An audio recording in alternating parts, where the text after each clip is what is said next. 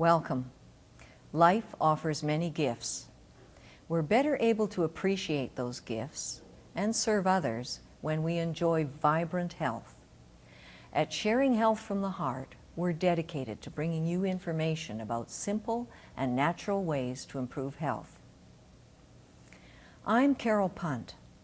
In this video, we introduce you to Robert C. Beck, a retired physicist who has used his genius to bring us an innovative technology for health. We also offer you the experience of several health practitioners and individuals who have used the Beck protocol to better enjoy life's blessings. Enjoy this video featuring Bob Beck and the use of the Beck protocol, a program for health.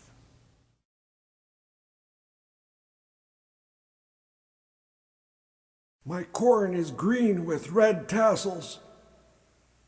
I am praying to the lightning to ripen my corn. I am praying to the thunder which carries the lightning. Corn is sweet where lightning has fallen.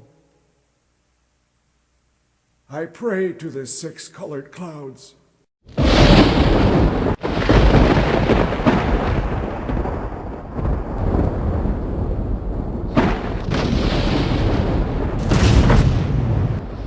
Just as lightning replenishes the earth to keep it healthy, so too is electricity a key to the health of man.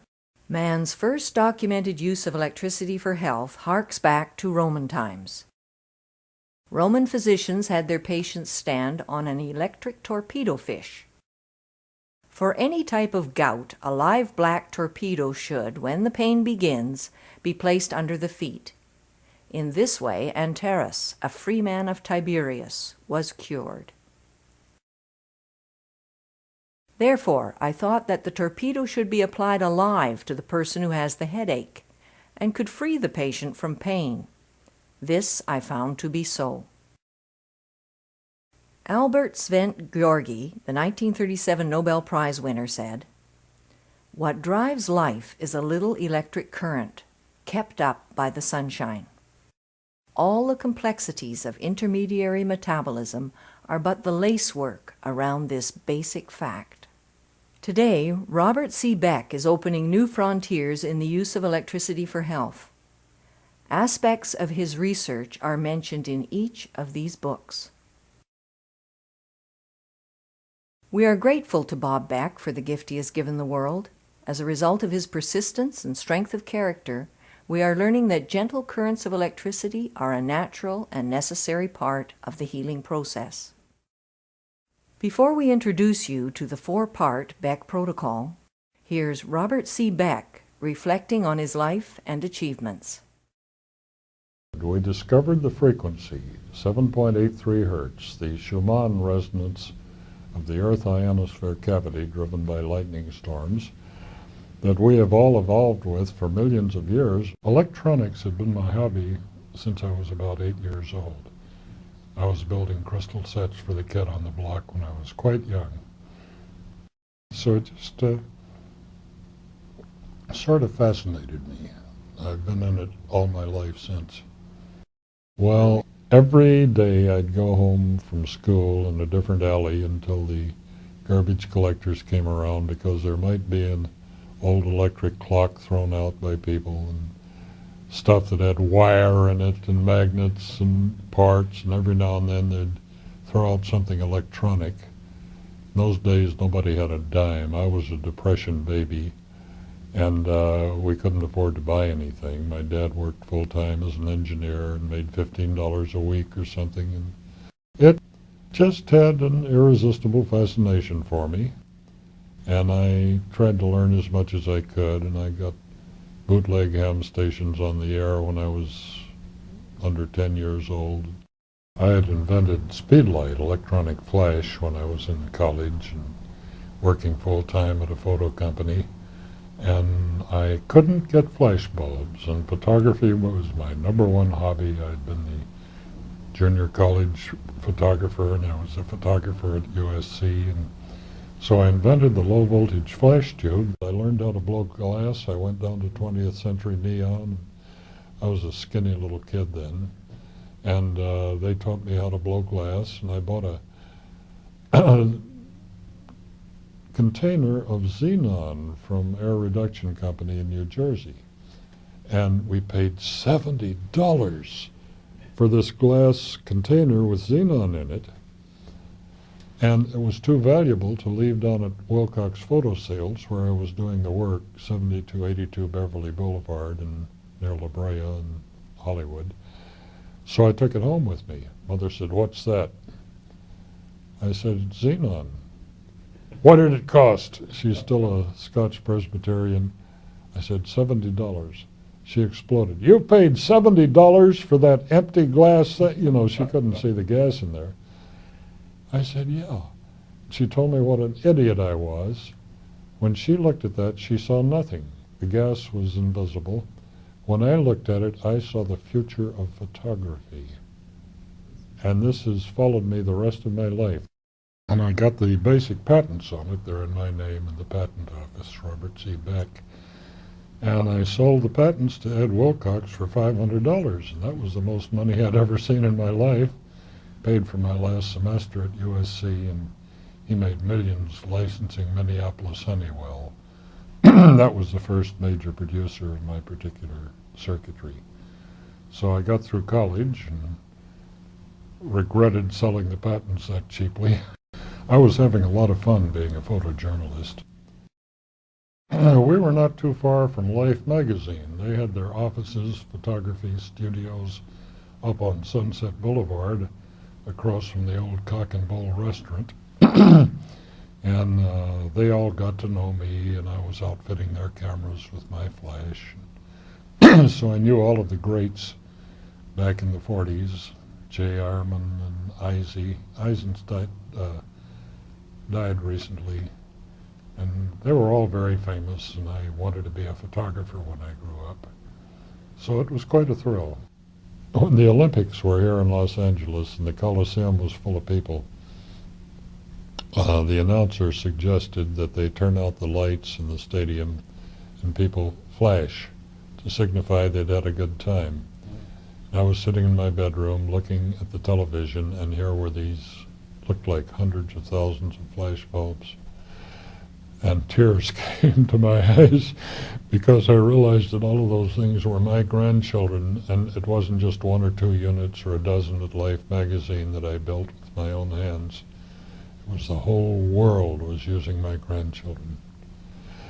And it was quite a shock. It took me back 40, 45, 50 years. We'll show you one of my little pocket-sized magnetometers that turned out in practice to be more sensitive than $300,000 SQUIDs, SQUID, sequential quantum integrating devices. They had me on some tests at Sandia Corporation at White Sands, Alamogordo, and it turned out that my pocket-sized magnetometers that worked at room temperature, theirs worked in liquid helium and were immense things, did more sensitive. It was far more sensitive at 10 hertz than their SQUIDs. So I embarrassed the government a great deal.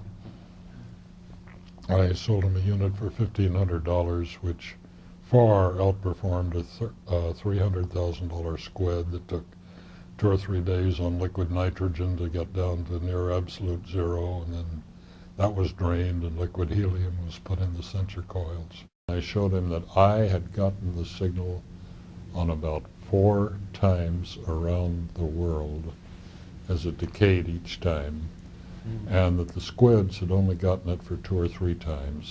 So that was another part of my life where I was highly politically incorrect, but I was scientifically correct. And I'm proud of it. So that was one of my adventures with ultra sensitive magnetometers that I designed, I built, I engineered, I made the printed circuit boards. In the 60s, I read about this marvelous work that Dr. Joe Kamiya had rediscovered of teaching people to control their own brain waves. And I got to know him, and he used my equipment in some of his classes. But I built, in late 1969, the best EEG electroencephalograph biofeedback equipment in the world. The unit was quite small, about the size of a pack of cigarettes. It worked on a single 9-volt battery. It would amplify all of the brain waves in the human being, and we trained hundreds of people to control their brain waves. It did lead me to the brain tuner, and it led me to many, many other things. The cranial electrostimulation, CES, got the nickname brain tuner. And an article was done in 1983 in Omni magazine saying this was the thing that was curing British rock stars that had heroin, cocaine, morphine addictions.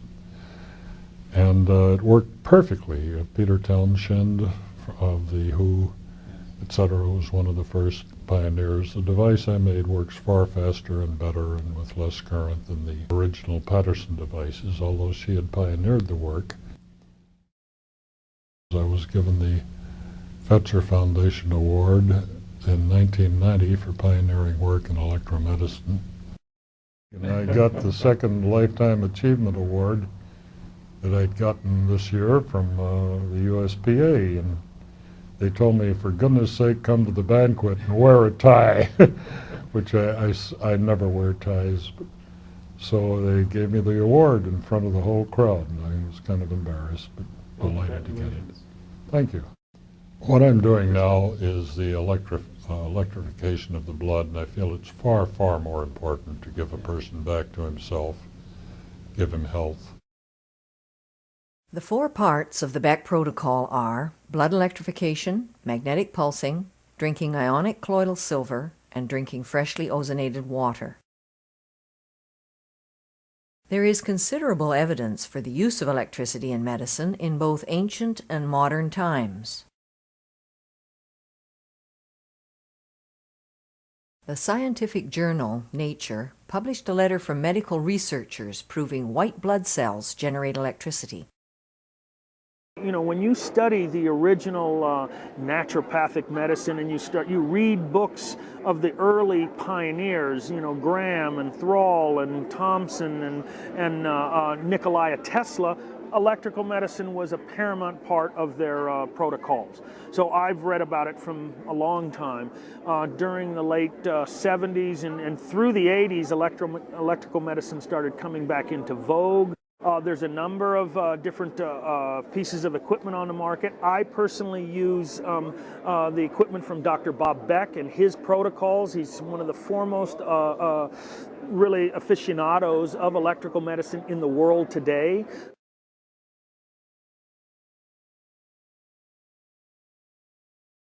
Blood electrification. The purpose of blood electrification is to rejuvenate the blood. Microcurrents of electricity neutralize disease-causing pathogens in the blood. For blood electrification, gentle electricity is applied over the arteries on the wrist. I was listening to our local underground talk show, KPFK The Wizards. We learned that a Dr. Stephen Colley at Albert Einstein College of Medicine had invented a surefire cure for AIDS, and that there was a small write-up in Science News in the, I think it was March 1990 issue about this. Well, I pulled on my clothes, headed for the nearest library, and eventually found a copy. He had discovered that by putting a couple of small wires in a Petri dish that contained infected human blood and lots of HIV viruses, that he had fixed the viruses somehow so they could no longer attach to the receptor sites, the CD4, the T cells, thymus killer cells. So therefore they were neutralized and unaffected to reproduce themselves. Well, I was so fascinated by this because I'd been playing in electromedicine for many years that I had to try it. I didn't believe it. I thought maybe it was a false observation, or maybe he'd put so much current that he'd fried them and killed them and it would kill the human being. He was using only 50 to 100 microamperes. 50 millionths of an ampere was all it needed, and it later turned out to neutralize or eliminate every parasite, every fungi, every germ, every bacteria, every virus in the blood, and it had no effect, no bad effect, on the normal blood cells. Well, we know that's happening now. And now I've been in it about 8 years. I thoroughly believe it. Dr. Kaali, Kaali, was the MD with another doctor at Albert Einstein College of Medicine in New York, got a patent. And this is federal patent number 5188738. Your arm is opened surgically. The ulnar artery is opened surgically, driven by a small transistor lithium watch battery. And this is implanted, sewn up, and you wear this for about a month till the battery runs down, and then your arm is opened surgically. This is taken out, sterilized, a new battery is put in it, and it's put in another arm or in your thigh or in vessels that go to your legs. When I did a patent search, people going back every few years, dozens of patents going back 107 years, describe the same process. For example, for sterilizing water before it's dumped into rivers. Same process. So Kaali was not the first to do it. Now it occurred to me, isn't it far better to put more current into the outside of the body with no punctures so that you get the 50 to 100 microamperes flowing in the blood, and there is no surgery involved, no holes are put in the body. So this system, which we've published the schematic on, is so much simpler, so much easier, so much cheaper. So what I explain to people is that although the silver pulse, we'll talk later, that's where you apply the electrodes to the skin, gets the blood, shall I say, treated, and the blood circulates through most of the body. There are parts of the body that don't have very good blood circulation. And so we needed another device added to the menagerie which would put an electrical charge, a back EMF, electromotive force, into the various tissues. And we have maybe 256 lymph nodes.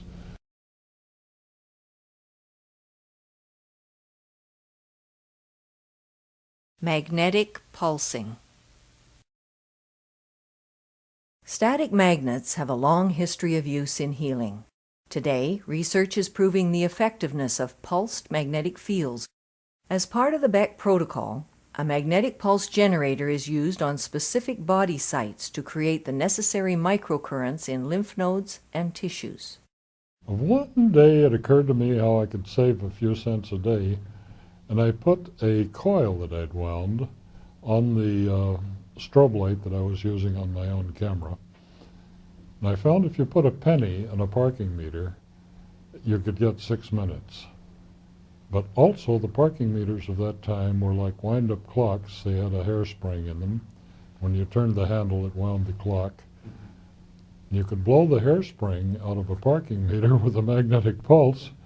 So I'd put a penny in and park all day for free. So I did that too. I hate to admit it, but I think the statute of limitations will cover me. That was the first use of the magnetic pulse generator, and that was a long time ago, 40 years ago. With a magnetic pulsar, how does that work, you say? Well, simple physics again. A magnetic field imposed across an electrical conductor, fluids in the body are electrically conducting, induces an electrical current flow. That's how electricity is generated, the power plant. Electrical wires and magnets, all interacting, causes electrons to flow, electricity. Well, so the magnetic field going through the tissues creates a small electrical current. The magnetic pulsar, that's something that you would hold in your hand and put directly on the site of an infection, or the site of a lymph node that's swollen, or the site of a tumor, because we know it will denature that tumor.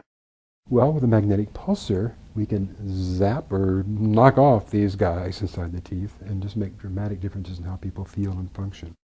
Well, after I used the magnetic pulsar on my head and neck for a while, I noticed an abrupt increase in my ability to remember things. I could remember things now I couldn't before. And that was very impressive to me. Now, another thing which isn't obvious in the video is that I do have a problem with my left eye. Right now I have a cataract in this eye. And I've been working on it, and the cataract had been coming down, getting better and better. And what I started doing was using the magnetic pulsar over the eye. And then the rate of decrease of the cataract, the rate of decrease increased. It got better a lot faster, noticeably faster. And so I think some of the reason that the pulsars work is indirect. By killing off a lot of the bugs, the body pH comes back into better balance, the body becomes less acidic, the tissue becomes less acidic, and it moves out of the environment range of certain microorganisms. In other words, if an organism can only live in an acid environment, now the environment is not acid enough, it simply can't live there very well, so it dies off. I think that's part of why these work, because of pH shifts. Remember I mentioned that bacteria, for example, certain cultures have a negative charge to them. Well, one little bacterium, compared to this overwhelming pulse of electrical energy from the pulsar, strips off its charge, leaving it defenseless. If it's sitting there neutral, it cannot repel the immune system, the immune system is going to get it and destroy it. So that's another way I think that it works. We now know that putting an electrical current into the blood will cause the blood cells to hold more oxygen. Well, that's what these new electrical devices are doing, is they're allowing the uptake of oxygen from red blood cells and from normal healthy cells. We can get things into cells better. That means we can, shall we say, hyper-nourish cells.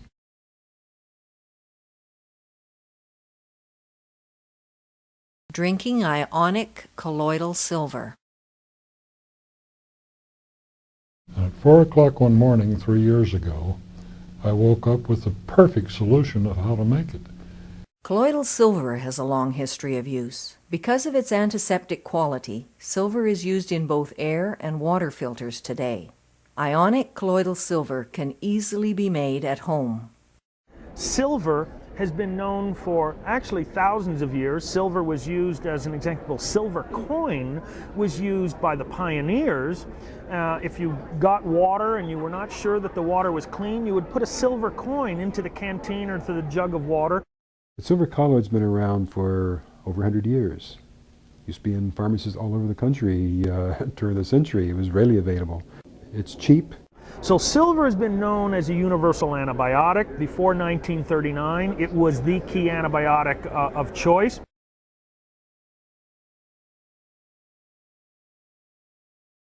Freshly ozonating water. Ozone is nature's most powerful purifier. Ozone has been used extensively by the medical profession in Europe and Cuba. There is limited access to ozone treatment, however, in North America. The Beck protocol simply includes drinking water that has been freshly saturated with ozone. This increases oxygen and helps flush toxins from the body. 99.9% of all known pathogens are anaerobic, meaning they cannot live in the presence of oxygen. Well, when you put more oxygen in, that is only going to kill the pathogens. We know this is true because Otto Warburg, MD, is the only medical doctor in the history of medicine to win 2 Nobel Prizes for medicine and cancer research. He proved that cancer cells can only proliferate with the absence of oxygen. And we later added ozone fairly recently, O3, which is used all over Europe. 7,000 medical doctors in Germany alone use ozone as their first line of defense, not antibiotics, but ozone. Since most diseases are anaerobic, they can't live in an oxygen environment. So now we have the detoxification phase under control. Using the Beck technology, when I introduced people to the ozone, where they were actually drinking the ozonated water, the experience that people were getting from that one introduction, in addition to the basic antioxidants that I put them on, it was incredible. I can't even begin to tell you the energy that people were experiencing. Now, they were using the ozonator as much as twice and 3 times a day, where I would ozonate about 8 to 10 ounces of water. They'd drink it in the morning. They would again do it in the afternoon, right about that 1 o'clock time when they'd start to get really down and when our air pollution index is extremely high. And then they do it again in the evening at around 6 or 7. But within 3 days, we saw incredible things happen to people where all of a sudden they were getting their energy back and the air pollution index hadn't changed yet. So I had confirmation by about the 10th or 11th patient, I said, we're getting results with this thing. Now that's a marvelous thing to do to the body, because the oxygen from that O3, O3 is a very, very potent form of oxygen. You don't breathe it, you drink it. It gets into all the cells in your body. It's carried by the hemoglobin in the blood, gets into your brain cells, your liver, your kidneys, helps detoxify you. So we've put this all together and are giving it to the public so that people can take back their power. They can take back control over their own health, the health of their families. So we think we're doing the right thing here.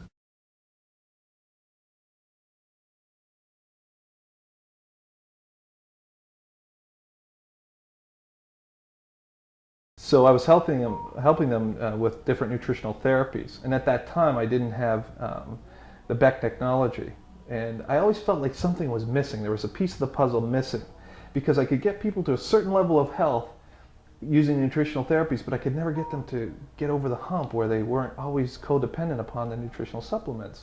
And what it seemed to do is it seemed to catapult them 3 to 4 weeks further into the program, so they now were able to get a better benefit from the supplements, and they were also able to get a better benefit from the food that they were eating. And through that technology, I've been able to expand my service for people and help them in many, many areas, from helping people with different viral infections, from simple herpes up to people suffering from HIV. Another area where I've had incredible success is in the area of people with fatigue, especially chronic fatigue, because no matter what the specific need is, the need is always to try and re-energize the body, bring the basic energy up, and at the same time try and reduce the amount of toxicity.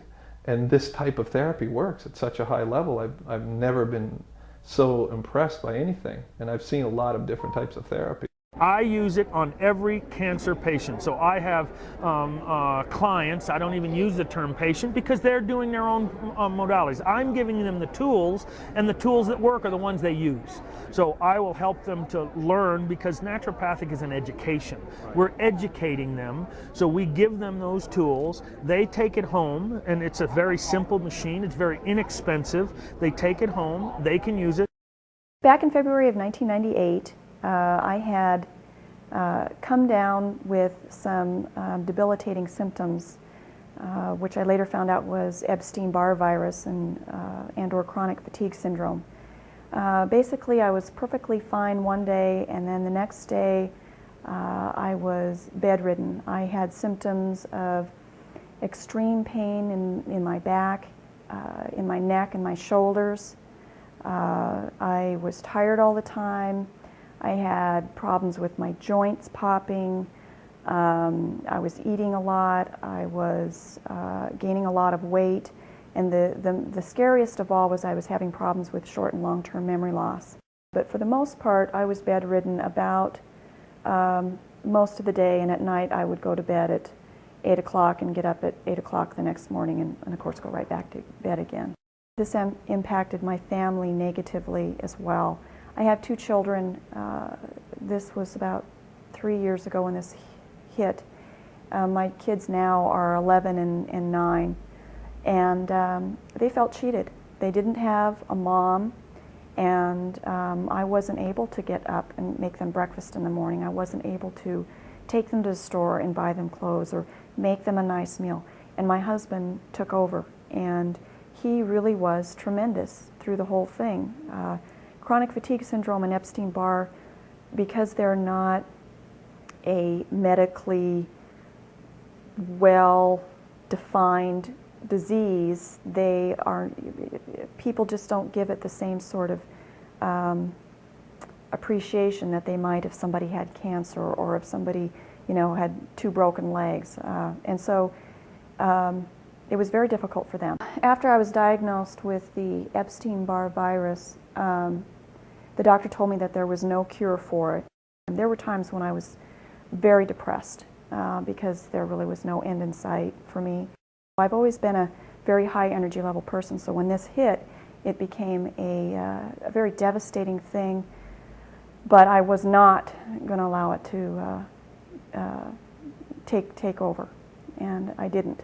I pursued what I now refer to as a portfolio approach to cause and to treatment. And by that I mean that I tried many different things all at once. I was doing only organic foods. I was doing only vegetables, green leafy vegetables and other types of vegetables. I was doing osmosis water.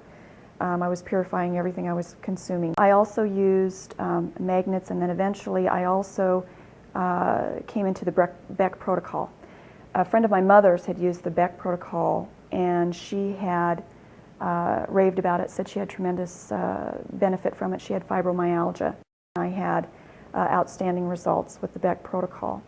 The first thing I tried was the colloidal silver, and up until the time I tried the colloidal silver, I was having to go to bed about 8 o'clock every night, and I took a full glass of it, and I was up until 1 o'clock in the morning on that particular night. And keep in mind, I had been going to bed at 8 o'clock for the last year and a half, and so when this occurred, it was just totally remarkable.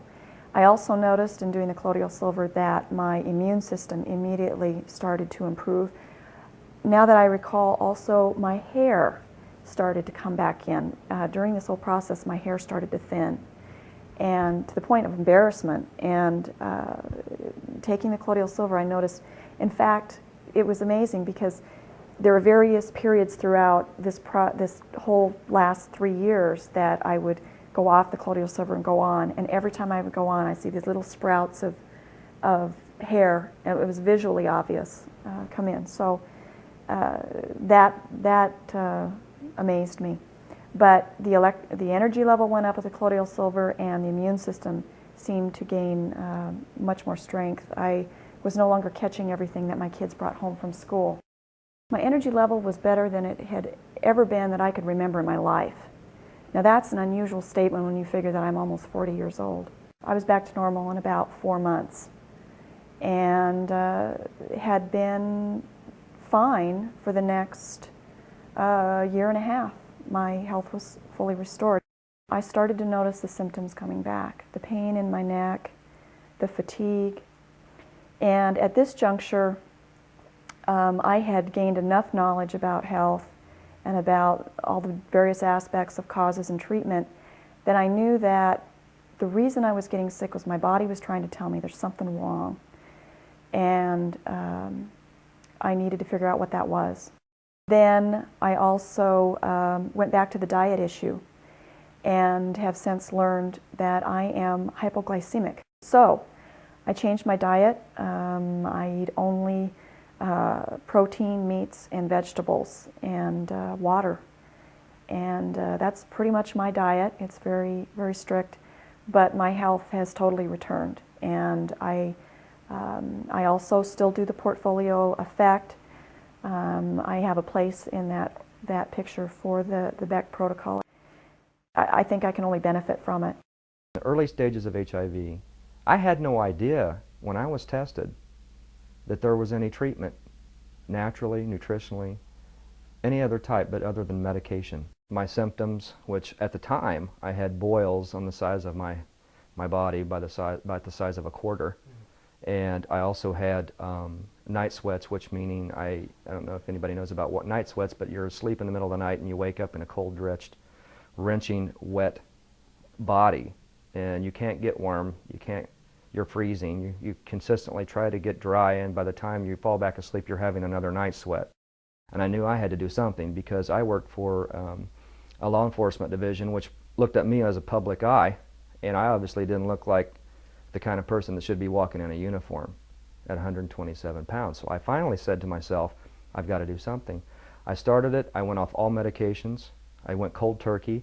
It was a very tough decision, but it was either that or nothing at all, because I obviously wasn't progressing and getting healthier. I discarded all medication, started on a 2-week regimen with a blend of multiple herbs, and drank lots of juices, and basically eliminated a few things from my diet that I shouldn't have been taking at the time. As soon as I went off all medications and started the herbal nutrition program, those symptoms resided, and I was grateful, and I thank God every day for it. I looked at every corner that I could possibly look at, I could never find anything that I could say that could pretty much work effectively if you gave it 100%.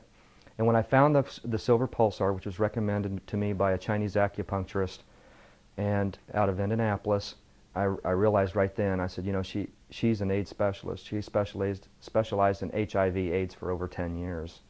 And she dedicates her life to it. And she tells me, Dan, you really should try this. And I said, well, you know, what have I got to lose? But I can tell you, if it were me, and I had it to do over again, you can darn well bet the first thing that I would be doing, I'd get on the silver pulsar, I'd eliminate this virus like it should be done in the first place, get it out of the system. I did use the magnetic pulsar. And obviously, that does need to be utilized as well. And I attribute the magnetic pulsar probably mostly to my hepatitis, inactive hepatitis, because, in other words, I had to get down to the organs, and the magnetic pulsar is what does that. But I attribute most of this success, and I contribute also the inactive HIV due to the use of the colloidal silver and the silver pulsar. Yes, indeed, it does work. I'm healthy, and I feel good, and I do a lot of hiking outdoors. And I'll tell you what, I can pass a lot of my buddies up and down these hills like they have never known. I can be at the top of a mountain, and this is the hunting season right now, and I like to hunt. And so I can walk up to the top of a mountain, I can look down, and they're still breathing hard, and I'm not even panting a breath. That shows immune system strength, that shows durability and endurance. And yes, being healthy is a large part of knocking any type of virus out. And I'll be drinking colloidal silver till I'm 80, I hope. And I'll also be doing the pulsar for maintenance the rest of my life. I can guarantee it.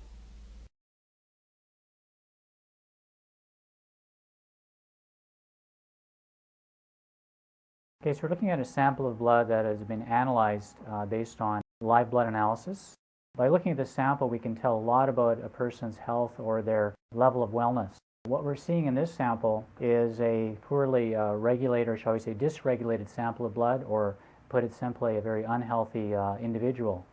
The way we recognize the status of the person's health in this blood is by observing the blood cells. And some of the things that we observe in this particular sample are red blood cells that have a very spiky appearance. We also see the blood cells tending to clump and stick together. We're also seeing blood cells here which have a very uneven membrane. This particular part of the sample reveals a very large object, quite a bit bigger than the red blood cells. It's not a white blood cell, it's actually what's referred to as a protoplasm, and again reveals that this person's health is very poor, requiring some intervention of some kind. Here we see white blood cells. In this part of the sample we see something referred to as phyllate formations, another indicator of a very unhealthy individual. Also, you'll notice some of the blood cells, the membrane is very thickened and illuminated, and again that shows a sample that's not healthy, perhaps even a situation we could call overproteinized. This particular individual has been diagnosed as being HIV positive, and so in this sample I would say we see a very extreme situation of ill health and of great need for some type of intervention. We're looking at a sample of blood taken from the same individual 1 month following a particular protocol. There are very significant and obvious differences between this blood and the blood that we saw in the previous sample. You'll notice how the red blood cells tend to have a better shape. There's less of the spiky cells and the misshapen cells referred to as echinocytes or schistocytes. And what we're seeing here is a much healthier individual, or a person whose health has improved significantly with their protocol that they followed. So this is a significant improvement, an improvement that often takes a number of months to accomplish, but this has obviously been accomplished in a fairly short period of time. About 5 years ago, I had a friend named Pat, and she had primary liver cancer, and she had asked for help. She had asked me about Hulda Clark and those kinds of things, and she had actually told me that she felt it was all parasite related. And the long and the short of the story is, she had gone down to Mexico and spent $40,000, and her cancer was still there.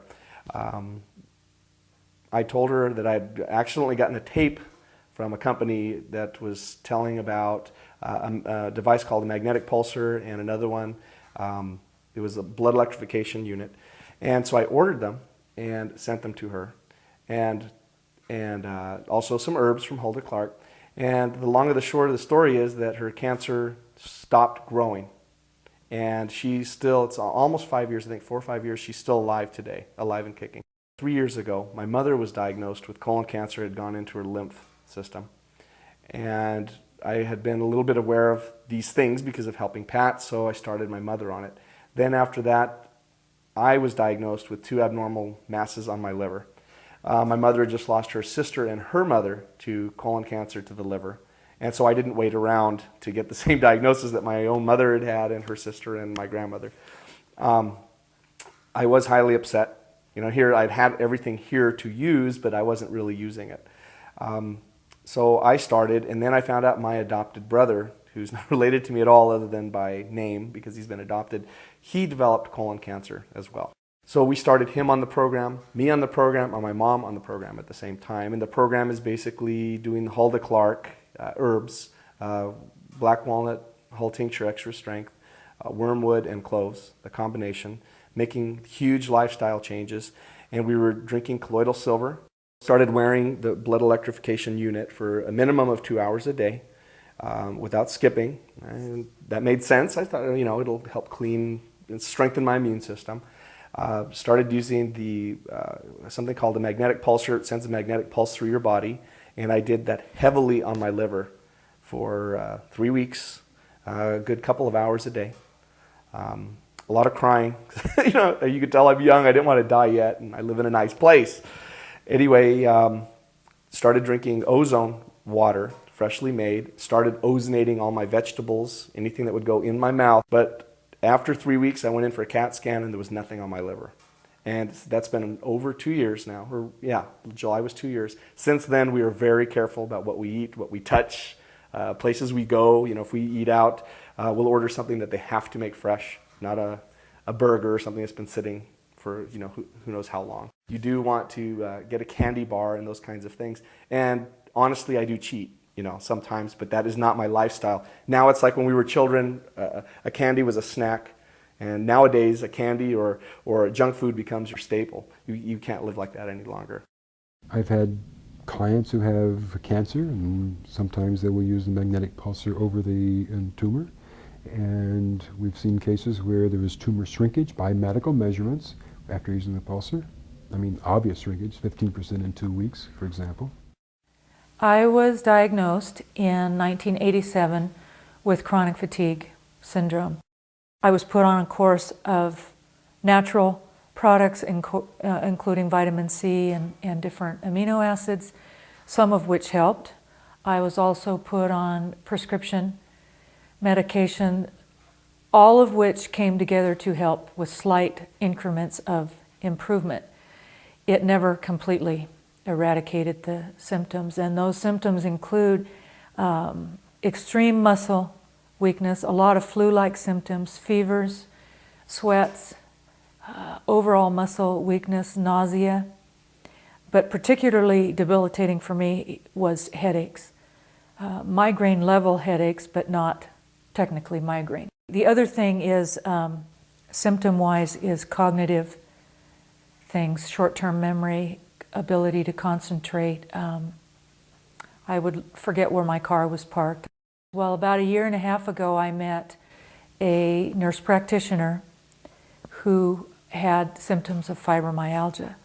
She was very, very ill and was about to have to quit work because of her symptoms. I encountered her a few months later, at which point she seemed very healthy and active, and she told me that she had implemented the Beck protocol and that she was completely off medication and back to work and much improved. So in February of this year, I purchased the equipment, the Beck machine to use on my wrist, as well as the magnetic pulsar, the cloves, the wormwood herbs, and used the Beck machine also to make my own colloidal silver water. I had been feeling very, very healthy and active, and a lot of my concentration, my cognitive things were better as a result of the program. I began to experience the headache again. One day, the weakness in my legs and arms, a little bit of nausea. It occurred to me I hadn't worn the Beck machine on my wrist for probably 3 or 4 weeks, 3 weeks probably. So I put it on. And within 30 minutes, it was so dramatic, very dramatic, that my headache was gone. It wasn't just subsiding, it was gone. And my energy level was back to normal. The weakness in my arms and legs was gone. And that was just after 30 minutes. I did wear it the rest of the day, that day, because clearly the virus was acting up for me to have those symptoms again. Now I use the machine on my wrist more often, at least once a week. I also use the magnetic pulsar on my bladder, or for my bladder, because I had cystitis, interstitial cystitis, which is supposedly a chronic, where I would constantly feel like I had a bladder infection, but there is no infection. Bladder's always irritated, it's very uncomfortable. And the magnetic pulsar completely eradicates those symptoms. I'm no longer on medication. I keep the headache and the other symptoms away using that, and that is very exciting to me. The magnetic pulsar also helps a great deal with the pain. I use it right on across my forehead and temples where the pain is most severe. I went to Missouri on a trip there, and I contracted what's known as Lyme disease, and I didn't know it at the time that it was Lyme disease. But eventually I started feeling really sick. I started getting headaches all the time. I started feeling very tired, sore throats all the time. My joints ached. I was having a problem with eating. I couldn't eat. It would hurt to eat. So I kind of stopped eating, but I wasn't losing weight. I was actually, I felt like I was gaining weight from this. All I wanted to do was lay in my bedroom and just sleep all day long, and I didn't care about anything else. I was very depressed, and my mom, thank God she stepped in, because she's the one who noticed, and she says, "There's something wrong, I'm taking you to a doctor." Well, at the time I also had a bullseye rash on my wrist, and I didn't know that that was a sign of Lyme disease. When they took tests on me to try to figure out what was wrong, nothing came up. There was nothing wrong with me, and I had done this many times through many doctors. I could not get anyone to tell me what was wrong. In the end, what happened is I went on Rocephin for a month intravenously, and my doctor had told me, if nothing comes out of this, then we need to put you on some medication for depression. Well, after I had done this, my test was positive for Lyme. I was not crazy like I thought I was, because I wasn't depressed, but I did have Lyme disease. My aunt, thank God, because it was all in his plan, she had gotten sent a brochure on the Beck protocol. So she told my mom, and my mom called me and said, "I have the cure." So I was a little skeptical at first, because I've never heard of this kind of treatment, I guess you could call it. But I said, "What do I have to lose?" My mom convinced me too. "What do you have to lose? You've been on all these antibiotics. What do you have to lose?" And I thought, what do I have to lose? Nothing. I've been sick. I couldn't get any sicker. I was already sick enough. So I said, okay, let's try it. I stayed on my 2-hour. I say 2 hours for blood electrification. I was drinking my colloidal silver faithfully. I was doing my magnetic pulsing, and I noticed right away doing that, even my joint pains went away, and it was unbelievable. I felt so much better. So I just started thinking that, this might be it. This might be what will help me get through this Lyme disease. by Christmas time, this was from October to Christmas, I was feeling actually really, really well. I had energy. I felt good when I got up. My depression was slowly going away, so I felt so much better. I felt better about myself. I felt like I had at least a little energy to do something fun once in a while. After doing the Beck protocol for about a year, I was totally freed from a lot of the symptoms I had, from all the symptoms I had actually, and I felt 100% better. I could do so many things I had never been able to do within that time period that I was sick. And some exciting things that I remember getting was I bought a bicycle and I started bicycling because I love to be outdoors and I love to do a lot of sports. And so I bought a bicycle, and for my first time to actually get out and ride my bicycle, I was just, I loved it. I couldn't believe it. And I love to hike, so we'd go up to the mountains and I would be hiking without getting tired. And so it was so nice to be able to do these things again. Hello, my name is Paul, and I was born deaf. I grew up on a farm with a family of 5 brothers and sisters. I developed asthma because the farm is dusty, there's a lot of dirt, and I had problems breathing all my life. The worst time of the year was the fall. And I tried many different kinds of medicine. My family took me to many different doctors. They all tried to help, but they always offered me medicine, same old thing. Inhalers, nose inhalers, pills. And I got tired of depending on medicine because they're chemicals and they always have side effects. I began using the blood electrification for about 3 hours a day. Then I started using the magnetic pulsar about a half hour every day, and I started drinking colloidal silver. About every few hours I would take a sip, and I did that continued doing that for about 3 or 4 months. Then I noticed that my asthma started to go away. I felt strong. I didn't have to worry about going into a house where people had animals. And then I started drinking ozonated water later because I wanted to keep my health strong. I couldn't go into a house if the people had had a cat or dogs because it would bother me. Now I can go into a home that has pets, and I'm surprised because I jump for joy. I'm so happy because now I don't have to limit myself, and I don't have to ask people, do you have animals? Another client came from Arizona. She had originally colon cancer. The colon cancer metastasized to the pelvic bone. They did radiation, chemo, did not work. They ended up doing a full colostomy, which is cutting out that whole section of the colon. They couldn't even do a resection. 3 months later, the cancer came back, a tumor in her rectum and tumors throughout her pelvic bone and 14 nodules in her lung. They sent her home with 2 weeks to live. This is what the doctor said. They said, you have 2 weeks to live. She did not want to die. I give her a program. I mean, they come and they spend about 3 hours when they're out of town. And I say, look, this is the protocols you have to do. Here's the telephone number. Buy your equipment. It's done experimentally. We give full consent, and we do informed consent, so they know it's experimental.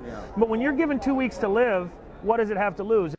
Took her vitamins, minerals, bought a juicer, water. Okay, she came to me the beginning of February with 2 weeks to live. She called me the end of May, the last week of May, and when she first came to me, she could barely talk. I can't breathe. When she called me the end of May, she said, listen, and she went, and she took a deep breath. The tumors in her lungs had been disappearing. She went to her pathologist, to her oncologist. They did not believe she was still alive. They did a complete test. They put her through complete body CAT scan. All the tumor in her rectum, which was a grapefruit-sized tumor, was gone. They didn't believe the CAT scan. They went up with a scope to look for it. It was gone. The tumors in the pelvic bone were gone, and all the tumors in her lungs were almost gone. She had 14 nodules in her lungs.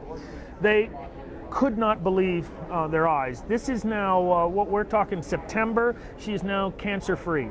Now, I don't know anyone with colon cancer, rectal cancer, bone cancer, and lung cancer not doing chemo or radiation still alive. And she is doing fine. Almost 2 years ago now, I was diagnosed with colon cancer. I had total blockage in my colon. They had diagnosed it and told me that in maybe 2 weeks they were going to have to remove it. And I had a friend of a friend who had been doing some herbal medicines. And I said, well, if we don't have to take anything out of my body, I'd rather do it that way. So I tried. I used some herbs and had remarkable shrinkage. That was just total difference, and some people would call it a miracle. But they went to remove them and saw that they were too small to even remove. So, and this was after only 3 weeks of taking the herbal medicines. They had told me that it was a misdiagnosis and it was not cancer. So of course I figured, well, I don't have to do the herbal medicines anymore. And 6 months later I had cancer in my stomach. And when they found that out, they wanted to try radiation. So I went for several radiation treatments. I think it was like 4 or 5. Then I had an emergency situation come up where my grandfather was killed in an automobile accident, and my grandmother was legally blind and couldn't really take care of herself in her own home. And if there was no one to take care of her, she would have ended up in a nursing home, and I really couldn't see that happening with her state of mind being so good, and she just couldn't see is the basic problem. So I decided I was going to go move there and take care of her. When I moved there, the doctor had told me that she was more interested in chemotherapy rather than radiation, since what she had seen, the radiation really hadn't helped a whole lot. And so I agreed, of course, and I worked full-time at a hospital and was taking care of my grandmother at home. And after my 3rd chemotherapy treatment, I worked in the lab in the hospital, and one of my coworkers just started screaming, and I really couldn't figure out what the problem was. And I finally got it out of her that she said, go look in the mirror, and my eyes were actually bleeding. And I found out later that this is just a side effect from the chemotherapy, and that there was really nothing we could do about this. So the doctor had agreed that maybe the next dosage would be just a little bit less powerful. After the 4th treatment, I was also at work, and I collapsed. My heart had stopped beating and my lungs just stopped.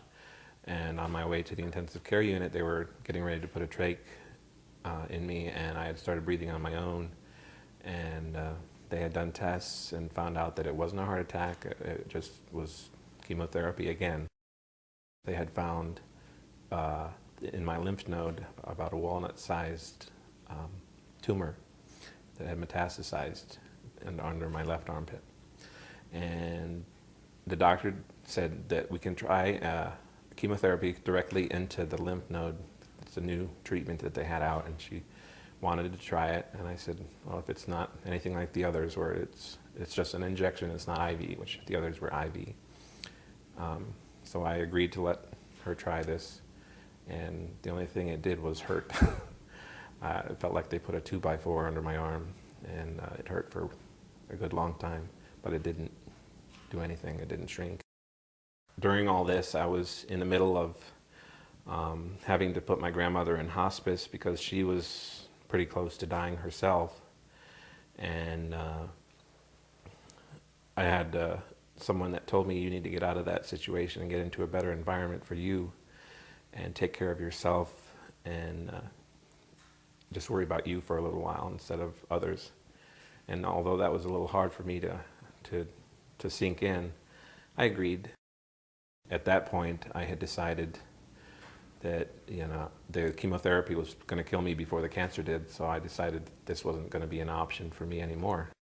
I started the Beck protocol, the blood electrification, and the colloidal silver, and magnetic pulsar. About 2 weeks later, I left Florida to come to California by car, and that took almost 2 weeks. And by the time we got to California, the walnut-sized tumor in my armpit was already gone. It had shrunk and was no longer even, you couldn't even feel it.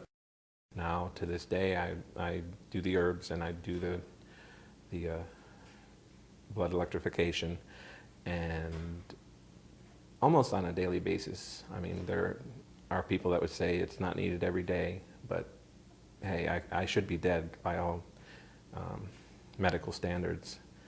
And if it's going to help me to stay alive, it's not going to bother me to wear a little thing on my arm for a couple hours. I've had arthritis since I was in high school, osteoarthritis, which is very unusual, but somehow, lucky me, I got it. And very hard to even climb the steps in the front. I had a hard time, took me a little while to get up the steps. I thought I would use this magnetic pulsar on my knees for a little while and see if it, did anything, just out of the blue. And within a couple of days, the noise, I had literal noise in my knees from the arthritis, and that had totally stopped. And the pain I haven't had it since. Also, I had a very bad case of arrhythmia. I would skip a beat, my heart would skip beats, and then it would speed up, and I've had this for quite a while. And I don't have that anymore either. Since I use the magnetic pulsar practically everywhere on my body. Chronic fatigue is, well, probably the best way. Someone once described to me how somebody described it to them, and it was basically someone hooking up a suction to you and sucking up your life force. I had to quit my job totally because I couldn't function. I did have some practitioners that basically gave me the feeling that it was all in my head. And that's really hard to take. I remember when I got a hair analysis done from one company after I was into it a few years, and they came back and said that, your levels are so low that, you shouldn't be having any energy. And in fact, when they got my test, they redid it when they get such low report. And I just broke down and cried because that was the first confirmation of anybody saying, hey, something's wrong here. With the practitioners, I found that I really had a good rapport with, I felt like I was friends with. I started going on colon cleanses and liver cleanses and kidney cleanses and parasite cleanses and juicing and fasting, and totally changed my lifestyle. And once I did that, I was able to work 3 days a week. So I was able to function with chronic fatigue, but nothing still had kicked it out. Someone loaned us an audio tape lecture of Bob Beck speaking. And it was right away we knew we really wanted to look into this. And how life works. Through a newspaper we found out that he was going to be speaking 2.5 hours from us in a couple months. And my husband, who knows electronics, he built me some of the units.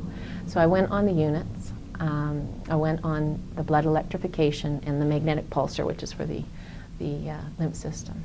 And when I went on it, it just totally knocked me out. I had to sleep, for long periods of time during the day. I ended up having to do 3 3-week sessions for myself. And then after that, I didn't consider myself as a person having chronic fatigue anymore. And I haven't since. I went for a period of working, probably with the business. We worked, 10 to 12 hours a day, almost 7 days a week. And our diet sort of fell by the wayside for about 7 months. And I did notice my energy started going back down, so I got on the units right away. We changed our diet right away, and I really don't have chronic fatigue anymore. They found a very large tumor, and it had to be excised. They did a hysterectomy. They they did a colostomy.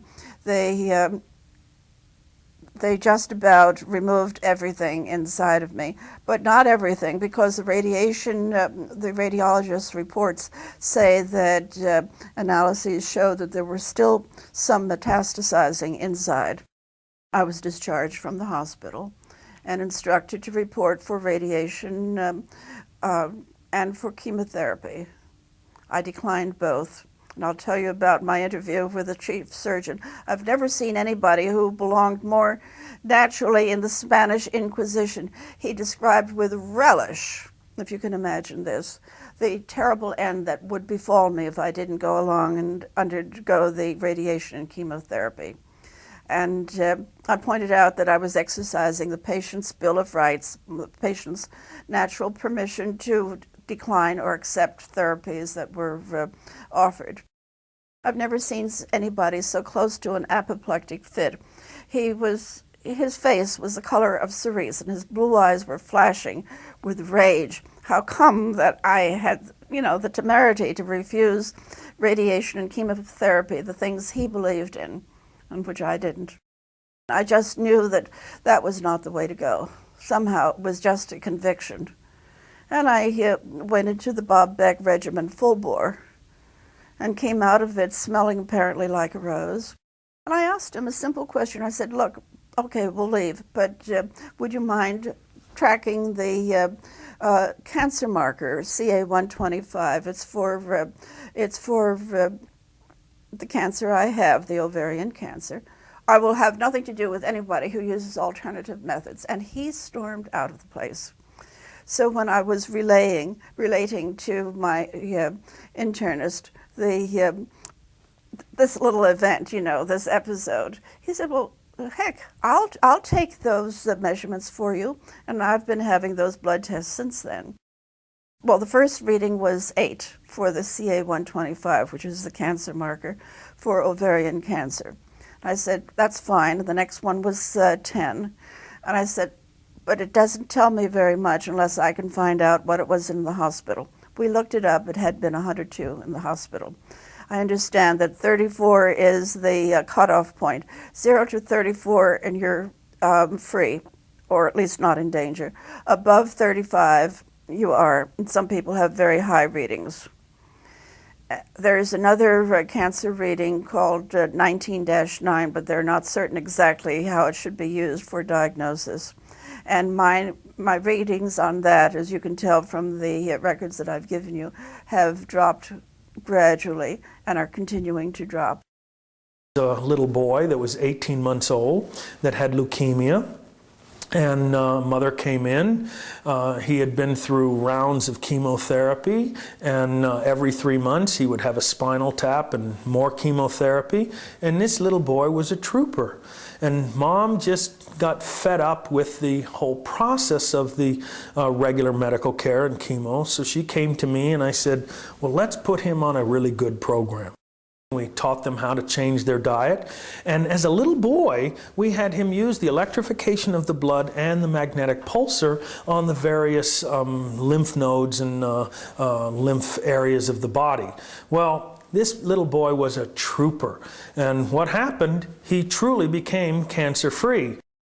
Now I want to explain what occurred with the politics of health. The mother decided, because the child had been cancer-free and is one of the only children that was in this group of all these children that had leukemia, and he is cancer-free, where most of the other children going through the traditional medicine had died. She, as the mother, decided, my child is doing very well on the natural program, has been cancer-free for 6 months. I would like to not do the traditional allopathic medicine, chemotherapy and radiation.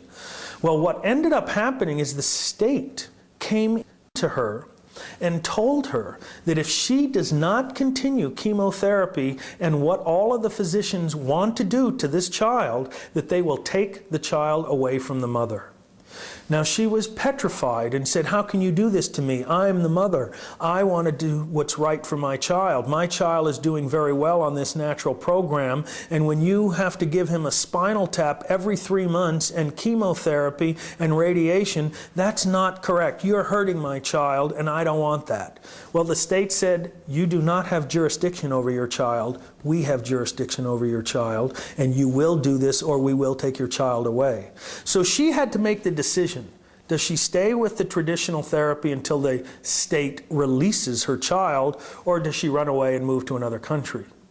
And I told her, look, we can treat the child and make sure that the protocols work and continue to work, and you don't want to lose your child, so you do what the state tells you. Unless you want to fight, unless you want to get an attorney and fight for your rights. Well, for her, which fight is she going to do? The fight for a legal custody or the fight to keep her child healthy? And she chose to keep her child healthy, so she continued the allopathic program along with the natural protocols from naturopathic medicine and the Bob Beck protocols. So he's now 6 years old, doing very well. The state has finally released him.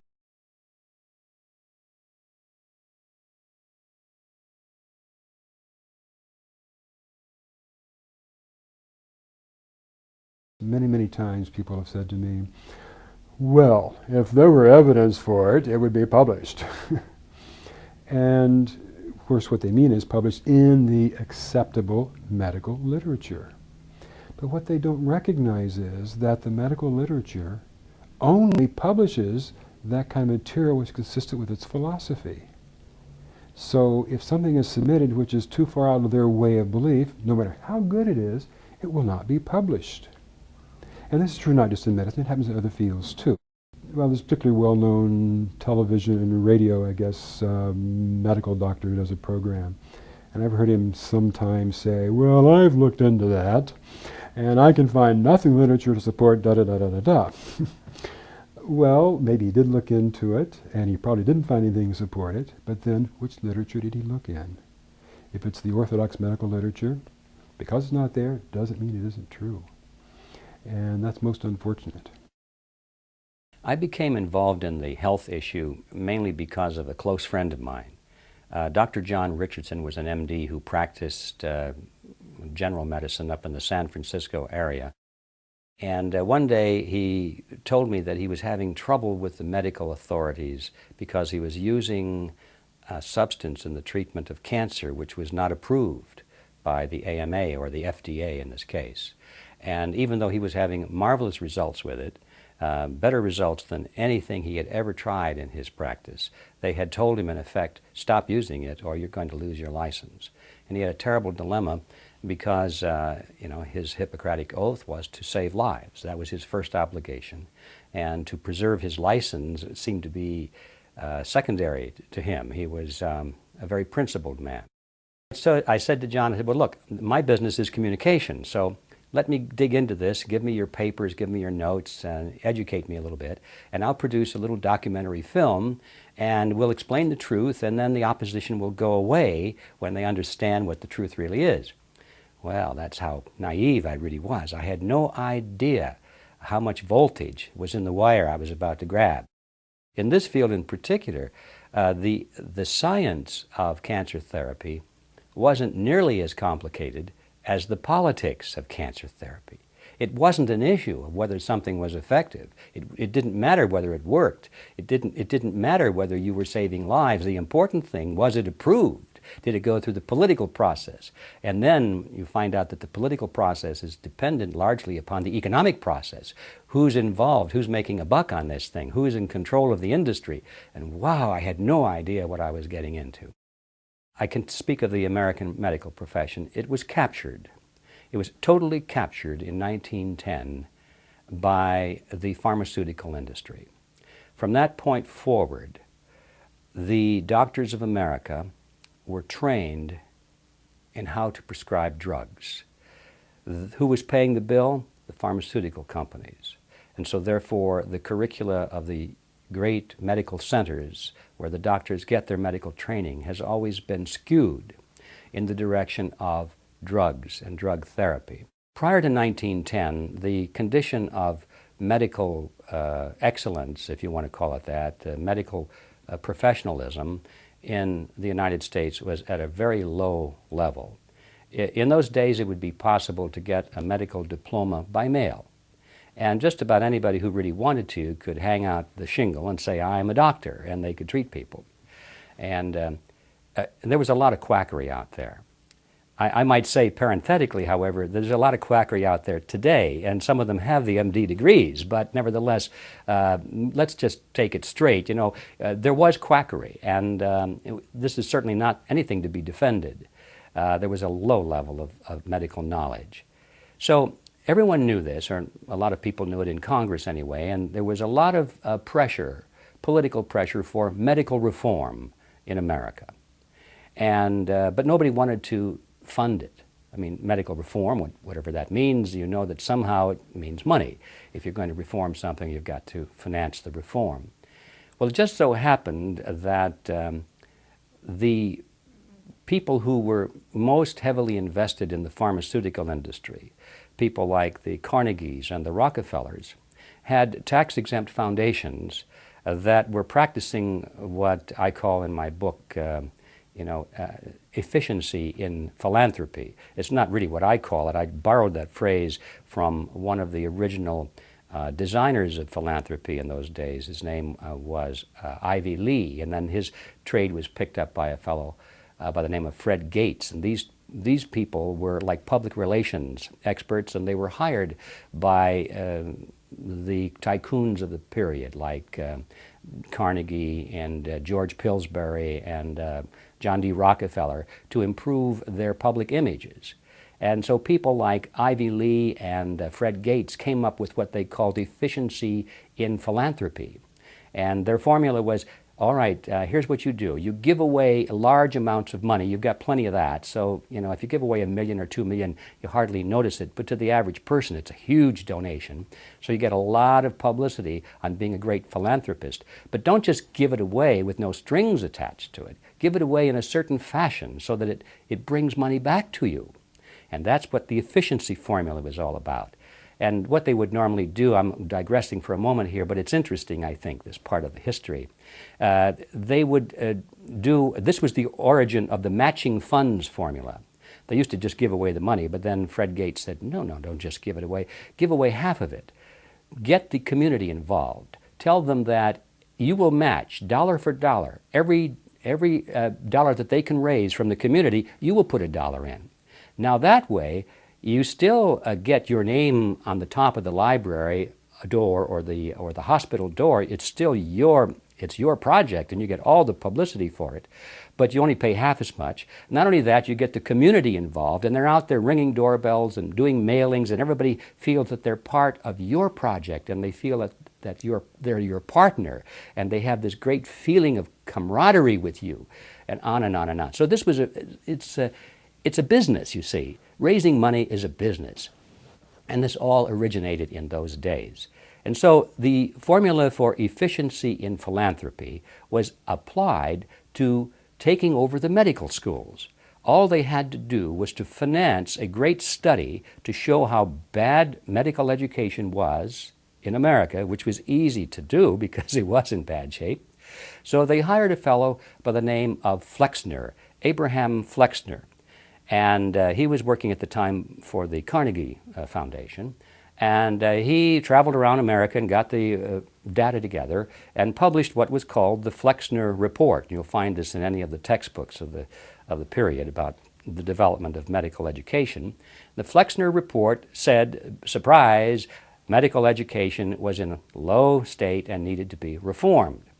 Well, having then delivered the Flexner Report in the academic community and in the halls of Congress, now the great philanthropists came forward and offered money to reform medical education in America. Demonstrate the need, then offer the solution.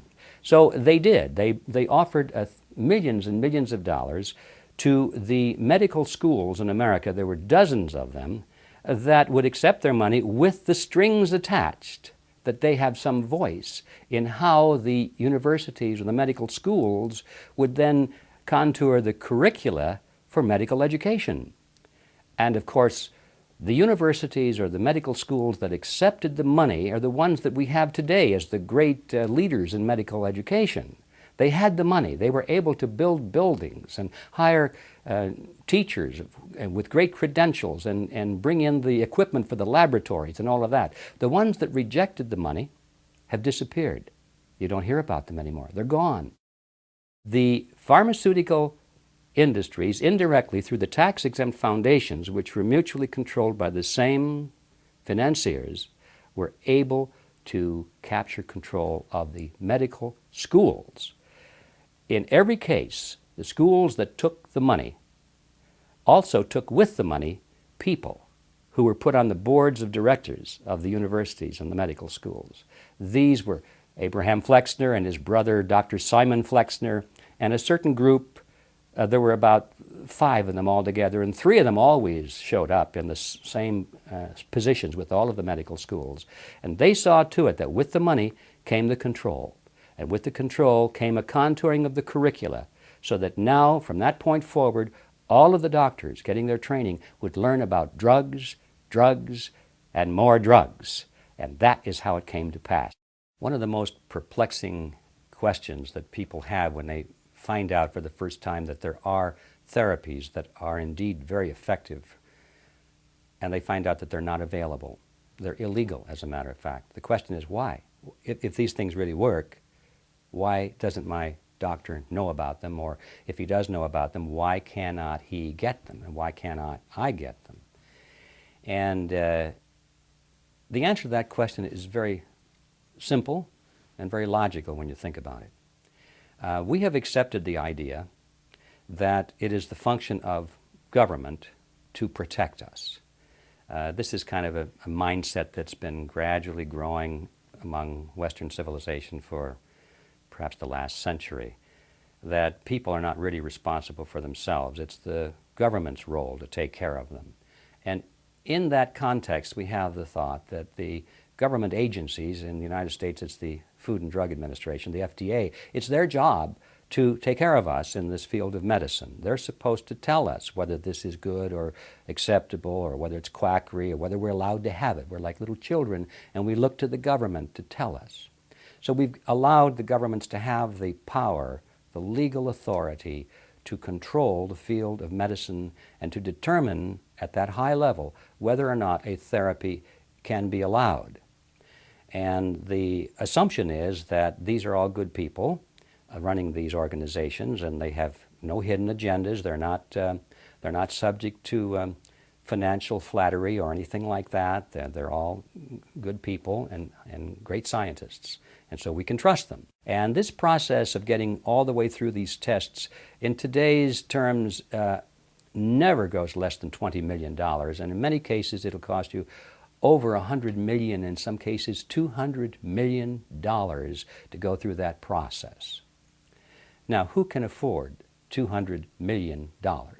If you were to discover something that was growing in your backyard, and you said, this stuff really works, I don't know why it works, but look, it's curing cancers, and you tried to give it to your neighbor, you would go to jail because, you see, you're prescribing or administering an unapproved substance. And you say, well, I'll get it approved. No, you're not going to get it approved unless you have $20 million that you are, ready to just spend on the project. That means that automatically the only companies, the only people, the only entities in the world that can ever get an approved substance are those that have the $20 million to spend, or $200 million, depending on where you are in the spectrum. That means the large pharmaceutical companies. So these laws have effectively blocked everybody out of the pattern except the very large, well-funded pharmaceutical companies. They now have a monopoly on all of these drugs for this very reason, supposedly because it's to protect us, you see. But really, it's to protect the large pharmaceutical companies. Beyond that, no large pharmaceutical company is going to take your weed that you found in your backyard and have it tested, because if they did so, they couldn't patent it. Anything that grows in nature, anything that's found naturally, cannot be patented. It has to be a man-made concoction before it can be patented.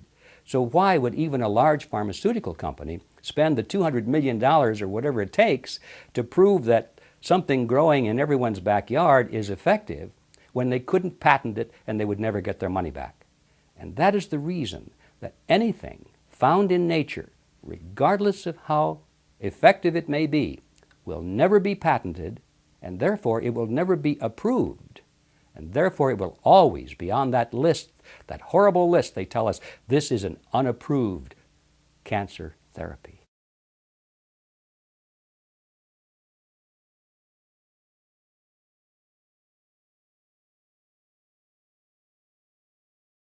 Several individuals with severe and debilitating diseases have shared how the Beck protocol helped them heal. I call people clients because I will not take over responsibility for them. A patient, I say, is someone who's given up responsibility for themselves to someone else. And I won't take that on, so I only have clients myself. I don't want somebody to purchase from us out of desperation. I really want them to know in their heart that this is their next step. It's been well worth the purchase, and it's something I intend to use forever. You do have to be somewhat careful because they're experimental, and you cannot make claims to the patient. What you're doing is saying, look, this is an experimental procedure. It's non-toxic. It's non-harmful to the system.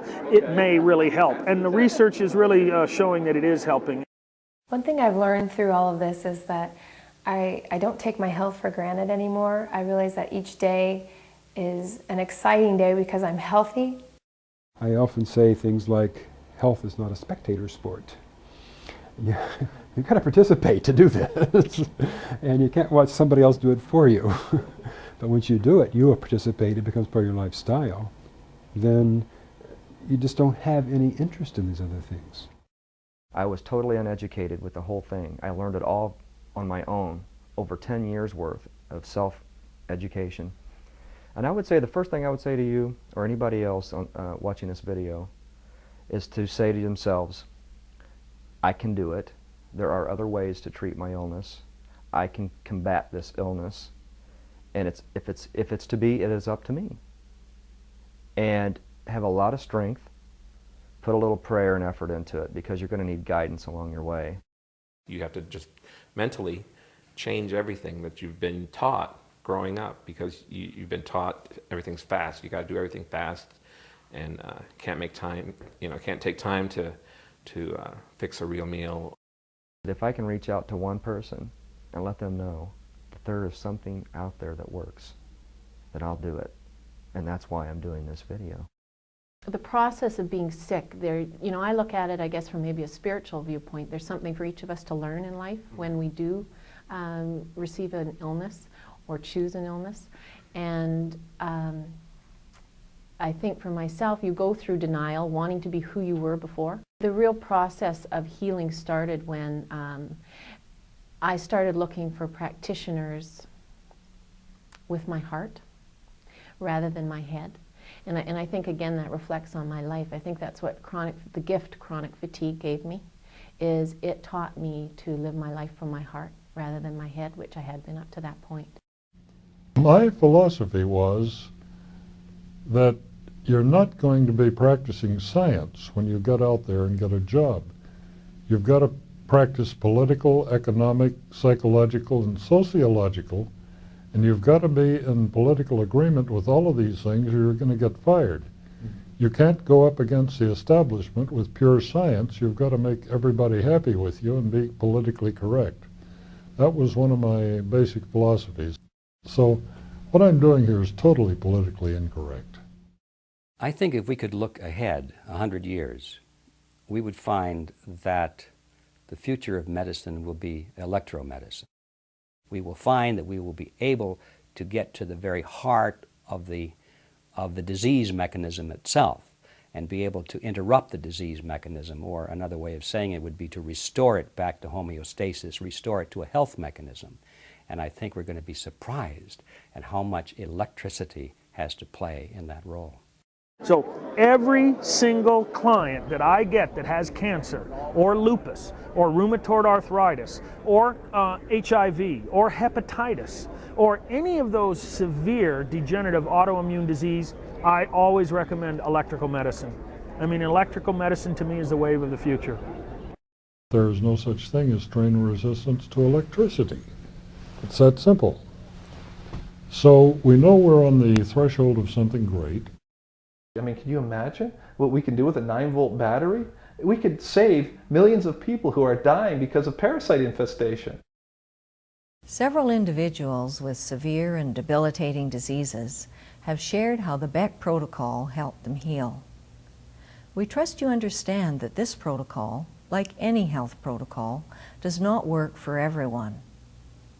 All natural therapies assist the body in some way, whether we notice it or not.